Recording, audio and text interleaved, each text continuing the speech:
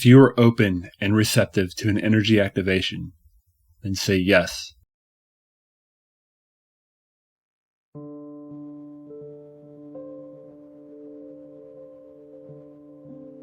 A child opens her eyes.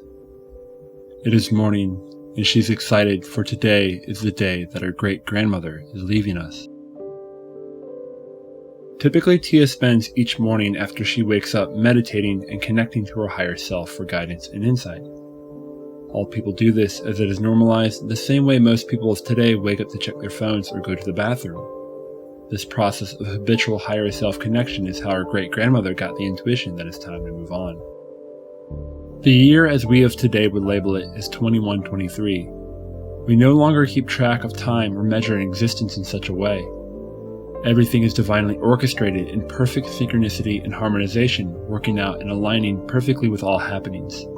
No need to plan other than be present as everything naturally coalesces, though awareness and the idea of future and past still exist. Tia is not sad, nor is her family and soul tribe, because everyone knows we always see each other again.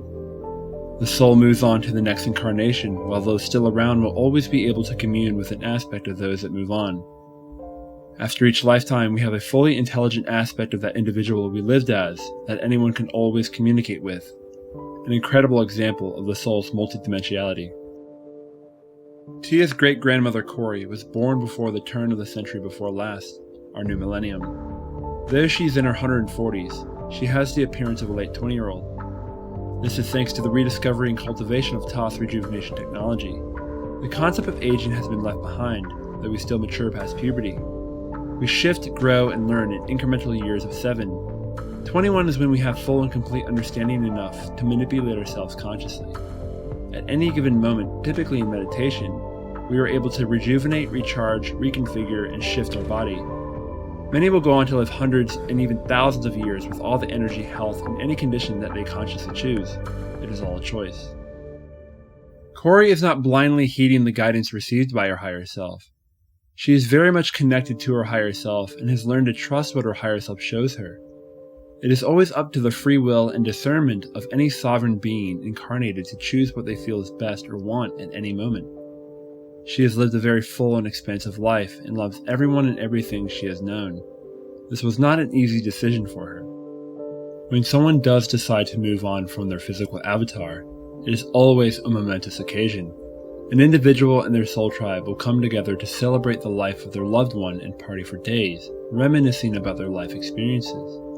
Memories with reverence and gratitude for all that was experienced, a precious moment that their soul will never get to experience again. All the tender, exciting, and palpable memories. Lessons from the inspiring to the humbling, and even memories that were not so pleasant, yet are revered with complete gratitude. As we reminisce, we close out energetic tabs and cords. Recalling memories brings them up energetically, assisting the process of uploading them to the Akashic Library beyond the physical realm. Friends of Corey tell countless stories from decades ago, ranging from the hilariously raunchy to the most beautiful, tear-shedding, tender, and sweet moments deep in the soul. Corey smiles, as she would be embarrassed but understands the freedom and success as a sovereign being. She feels full. There is no judgment, shame, or condemnation for anything anyone has ever done. As everyone understands and enjoys the freedom of experiences, everything is essentially expansion, as all desires are the soul's compass for expansion and growth. All experiences and choices, as long as they do no harm to anyone or anything, are celebrated. especially in contrast to a world not so long ago where many were harmed and many were condemned and shamed. Tia is so excited, for she dearly loves her great-grandma very, very much.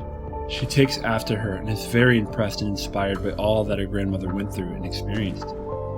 Her grandmother Corey was born into a world very different from the one that she is now leaving. A one of conditioned fear, shame, guilt, deception, illusion, lack, and disease. Where few held the most over the many. Disempowered, toiling, and forgetting our true power and innate abilities. A one of separation from one another and our planet. Tia couldn't imagine constantly living in a world like that, and is so thankful for souls like her grandma Corey for her persistence in aiding in the ascension and unification of our planet and all beings.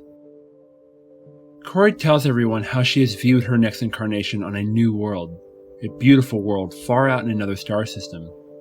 Humans of Gaia are currently unfamiliar with this world and her inhabitants. Contents of her new journey are vague, but Spirit and her higher self are not to spoil the surprise. This is where she is called to journey. She trusts this and feels ready. The moment has come, as Corey now lies down on a soft bed with fine materials, flowers, and desired things she acquired throughout her life, all placed in perfect geometry around her by her soul tribe.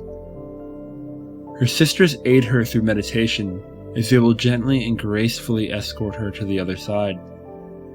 Depending on our beliefs shapes what we experience while we depart from our avatar. Corey is given sips of water from her favorite spring, and then sips of her favorite wine. She then places her loving hands on her body, giving thanks and reverence to her body for everything her body has done for her one last moment.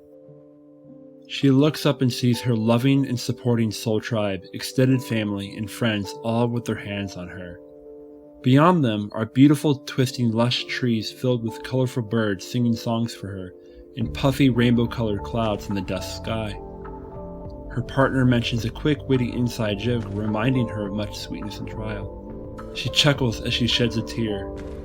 There is no fear, but reverence. For whom she is and as she is will be missed in the form she took. Corey closes her eyes for the last time. All say in a unison loving spell, "We will know each other again. You are loved, you are held, you have been fully witnessed, heard, and known. May you bring much love and light to those you walk with next.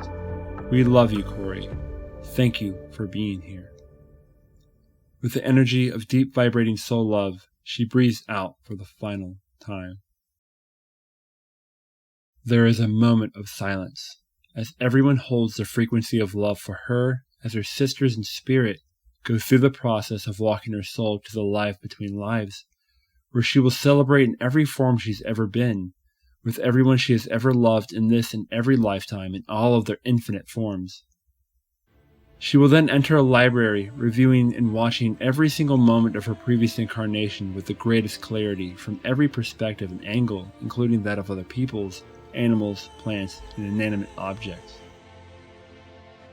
Tia strokes her great-grandmother's beautiful hair. The men of the tribe then carry her body as the rest follow to a beautiful field filled with lush exotic flowers a ways outside of their soul tribe neighborhood. An area opens in the ground as her body is given back to Mother Gaia. We understand that we only ever borrow everything, and anything borrowed must be returned. Other offerings to Mother Earth are made, and a celebratory song and prayer is sung as the opening is closed by Mother Earth. The space of the field is energetically and physically open, free with constant wind and prana energy flowing and cycling through. The tribe of soulmates, family, and friends gather back in their neighborhood's central area to celebrate the rest of the night in ways of music, consciousness-altering medicines, dancing, arts, stories, acts of intimacy and love. We celebrate life at these times. To truly honor life is to be, feel, and experience aliveness, as this also honors death, because we are here and we are alive. Grief is also a natural part of the celebration. This is honored too.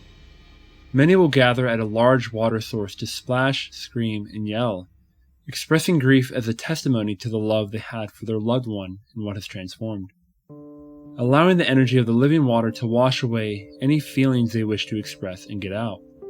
Usually these events of mourning turn into fun, playful times in the water, successfully freeing ourselves and coming back to our natural, joyful state.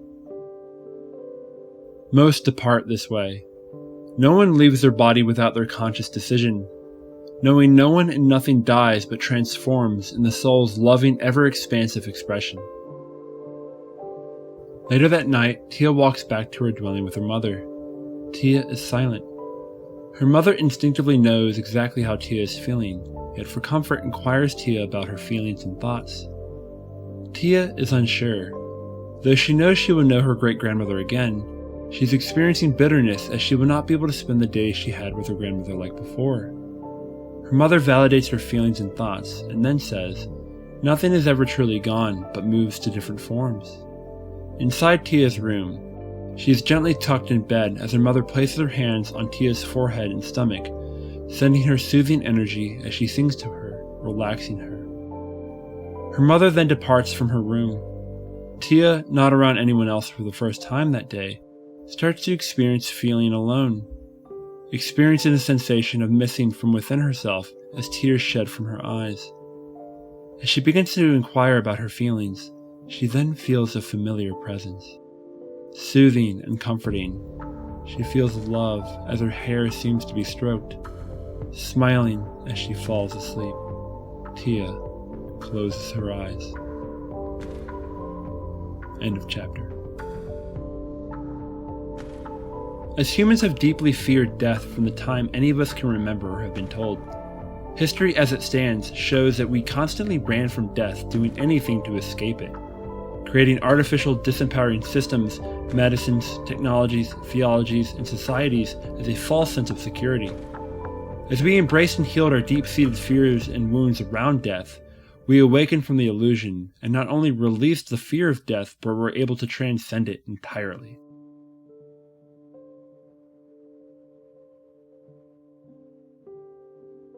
I am sealing this energy session in, disconnecting, pulling my energy back, and giving thanks to all beings, spirits, technologies, and tools who had a part to play in this. So be it, and so it is.